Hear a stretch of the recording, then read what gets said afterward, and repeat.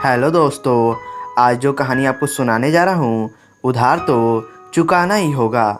एक सेठ जी थे, बहुत ही दयालु थे, धर्म कर्म में यकीन करते थे। उनके पास जो भी व्यक्ति उधार मांगने आता, वह उसे मना नहीं करते थे। सेठ जी मुनीम को बुलाते और जो उधार मांगने वाला व्यक्ति होता, उससे पूछते कि भाई, तुम उधार कब लौटाओगे, इस जन्म में या फिर अगले जन्म में।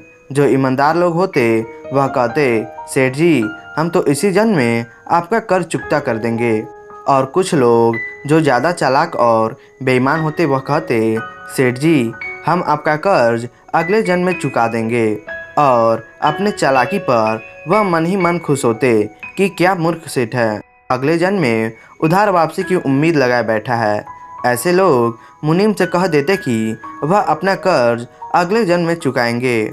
और मुनीम भी कभी किसी से कुछ पूछता नहीं था, जो जैसा कह देता मुनीम वैसा ही बही में लिख देता। एक दिन एक चोर सेठ जी के पास उधार मांगने पहुंचा। उसे भी मालूम था कि सेठ अगले जन्म तक के लिए रकम उधार दे देता है। हालांकि उसका मकसद उधार लेने से अधिक सेठ की तिजोरी को देखना था। चोर ने सेठ से कुछ रुपए उधार मांगे। सेठ ने मुनीम को बुलाकर उधार देने को कहा। मुनीम ने चोर से पूछा, भाई, इस जन्म में लौटाओगे या अगले जन्म में। चोर ने कहा, मुनीम जी, मैं यह रकम अगले जन्म में लौटाऊंगा। मुनीम ने तिजोरी खोलकर उसे पैसे दे दिए। चोर ने तिजोरी देख ली और तय कर लिया कि इस मूर्ख सेठ की तिजोरी आज रात में उड़ा दूंगा। वह चोर रात में ही सेठ के घर पहुंच गया और वहीं भैंसों के तबेले में छिपकर सेठ के सोने का इंतजार करने लगा। अचानक चोर ने सुना कि भैंसें आपस में बात कर रही हैं और वह चोर भैंसों की भाषा ठीक से समझ पा रहा है। एक भैंस ने दूसरी से पूछा, तुम तो आज ही आई हो ना बहन। उस भैंस ने जवाब दिया, हाँ, आज ही सेठ के तबेले में आई हूँ। सेठ जी के पिछले जन्म का कर्ज उतारना है और तुम कब से यहाँ पर।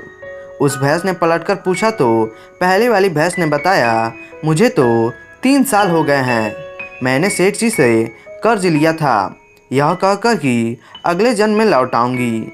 सेठ से उधार लेने के बाद जब मेरी मृत्यु हो गई तो मैं भैंस बन गई और सेठ के तबेले में चली आई। अब दूध देकर अपना कर्ज उतार रही हूँ। जब तक कर्ज की रकम पूरी नहीं हो जाती तब तक यही रहना होगा। चोर ने जब उन भैंसों की बातें सुनी तो होश उड़ गए और वहाँ बंदी भैंसों की ओर देखने लगा। और वह समझ गया कि उधार तो चुकाना ही पड़ता है, चाहे इस जन्म में या अगले जन्म में उसे चुकाना ही होगा। चोर उल्टे पांव सेठ की घर की ओर भागा और जो कर्ज उसने लिया था उसे फटाफट मुनीम को लौटाकर रजिस्टर से अपना नाम कटवा लिया। तो दोस्तों, हम सब इस दुनिया में इसलिए आते हैं क्योंकि हमें किसी का लेना होता है तो किसी का देना होता है। इस तरह से प्रत्येक को कुछ न कुछ लेने देने के हिसाब चुकाने होते हैं।